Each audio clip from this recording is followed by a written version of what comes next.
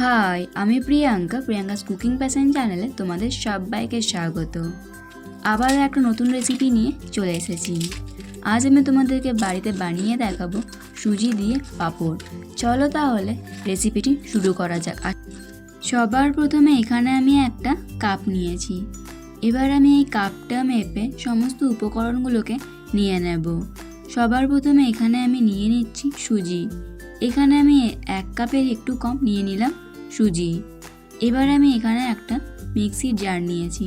মিক্সির জারের মধ্যে সুজিগুলোকে দিয়ে দেব। সুজিগুলোকে কিন্তু ভালোভাবে ব্লেন্ড করে নিতে হবে। আমি এখানে নিজের পরিমাণ অনুযায়ী সুজিগুলোকে নিয়ে নিয়েছি। তোমরাও নিজেদের পরিমাণ অনুযায়ী সুজিগুলোকে কম বা বেশি করে নিতে পারো। সুজিগুলোকে আমি ভালোভাবে মিহি করে গুঁড়ো করে নিয়েছি। এবার আমি এখানে একটা বোল নিয়েছি। বোলের মধ্যে আমি সুজির গুঁড়োগুলোকে দিয়ে দেব। এবার আমি এক এক করে এর মধ্যে দিয়ে দিচ্ছি পরিমাণ মতো লবণ। এবার আমি এর মধ্যে দিয়ে দেব সামান্য একটু লাল লঙ্কার গুঁড়ো। খুবই সামান্য কিন্তু দিয়ে দিলাম লাল লঙ্কার গুঁড়োটা।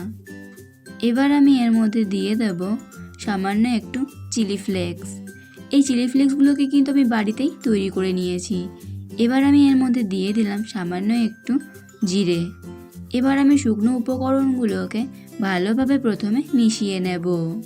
সব কিছুকে ভালোভাবে মিশিয়ে নিতে হবে।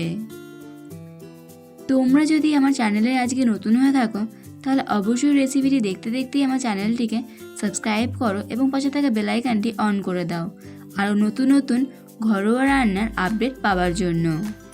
এবার আমি 1 কাপ এর মধ্যে জল দিয়ে দিলাম। এবার আমি জলটাকে ভালোভাবে সব কিছুর সাথে মিশিয়ে নেব, যাতে কোনো রকম কোনো ডালা ডালা অংশ না থাকে। একটু সময় নিয়েই কিন্তু সব কিছুকে ভালোভাবে মিশিয়ে নিতে হবে। সব কিছুকে আমি ভালোভাবে মিশিয়ে নিয়ে ব্যাটারটাকে তৈরি করে নিয়েছি। এভাবে কিন্তু ব্যাটারটাকে একটু পাতলা করেই তৈরি করে নিতে হবে। এবার আমি এখানে দুটো প্লেট নিয়েছি, একটা বড় সাইজের প্লেট আর একটা ছোট সাইজের প্লেট। এবার আমি প্লেটগুলোর মধ্যে ভালোভাবে তেল ব্রাশ করে দেব।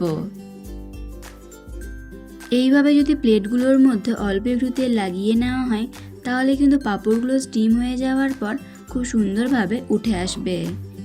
একইভাবে আমি দুটো প্লেটের মধ্যে অল্প অল্প করে তেল লাগিয়ে নিয়েছি। এবার আমি ব্যাটারটাকে প্লেটগুলোর মধ্যে দিয়ে দেবো।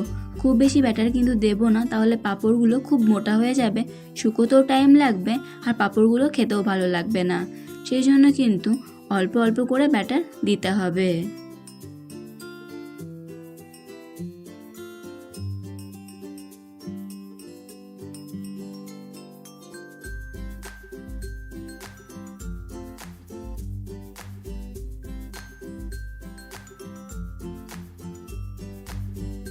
দুটো প্লেটের মধ্যেই আমি ব্যাটারগুলোকে দিয়ে দিয়েছি।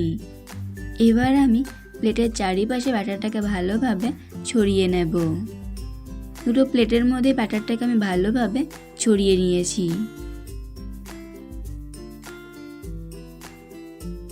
এইদিকে আমি কড়াইয়ের মধ্যে আগে থেকেই জল গরম মতো বসিয়ে দিয়েছিলাম। এবার আমি এরকম একটা ছিদ্রযুক্ত পাত্র কড়াইয়ের মধ্যে বসিয়ে দেওয়ার পর প্লেটটাকে দিয়ে ঢাকা দিয়ে দেব। তারপর আমি 10 সেকেন্ড মতন ওয়েট করব। তাহলেই কিন্তু পাঁপড়গুলো হয়ে যাবে। একটা পাঁপড় তৈরি হয়ে গেল। এবার আমি ছোট যে প্লেটটা দিয়েছিলাম সেই প্লেটটাকেও একইভাবে স্টিম করে নেব। আমি এভাবেই সবগুলো পাঁপড়কে স্টিম করে নেব। যে প্লাস্টিকটার মধ্যে আমি পাঁপড়গুলোকে শুকাতে দেব সেই প্লাস্টিকটার মধ্যেও আমি অল্প একটু তেল ব্রাশ করে দিচ্ছি। এবার প্লেটটা কিন্তু সম্পূর্ণ ঠান্ডা হয়ে যাওয়ার পরই এই পাঁপড়গুলোকে ওঠাতে যাবেন। তার আগে কিন্তু ওঠাবেন না, তাহলে পাঁপড়গুলো ভেঙে যেতে পারে। পাঁপড়টা এখন সম্পূর্ণ ঠান্ডা হয়ে গেছে। চামচ দিয়ে ধারগুলোকে আমি একটু ছাড়িয়ে নিলাম। দেখুন কত সুন্দর পাঁপড়টা প্লেট থেকে উঠে আসলো।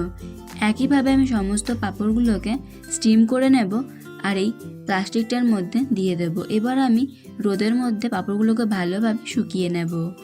পাঁপড়গুলোকে আমি ভালোভাবে শুকিয়ে নিয়েছি। তোমরা দেখেই বুঝতে পারছো পাঁপড়গুলো ঠিক কতটা সুন্দর হয়েছে। চলো এবার তোমাদেরকে পাঁপড়গুলোকে আমি ভেজে দেখাই। এই পাঁপড়গুলোকে ভাজার জন্য কিন্তু একটা জিনিস খেয়াল রাখতে হবে, তেলটাকে কিন্তু ভালোভাবে গরম করে নেওয়ার পরই পাঁপড়গুলোকে দিতে হবে, তবেই কিন্তু পাঁপড়গুলো ফুলে ফেপে অনেকটাই বড় হয়ে যাবে, নয়তো কিন্তু পাঁপড়গুলোকে ঠিকভাবে ভাজা হবে না। তৈরি হয়ে গেল একদম দোকানের মতন পারফেক্ট পাঁপড়। তোমরা দেখেই বুঝতে পারলে বাড়িতে কতটা সহজ এই পাঁপড়গুলো তৈরি করে নেওয়া। তোমরা অবশ্যই একবার হলেও বাড়িতে তৈরি করে দেখবে, আর খেতে পুরো দোকানের মতোই লাগে। অবশ্যই কমেন্ট করে জানাবে রেসিপিটি কেমন লাগলো। ভালো লাগলে চ্যানেলটিকে সাবস্ক্রাইব করে আমার পাশে থাকবে।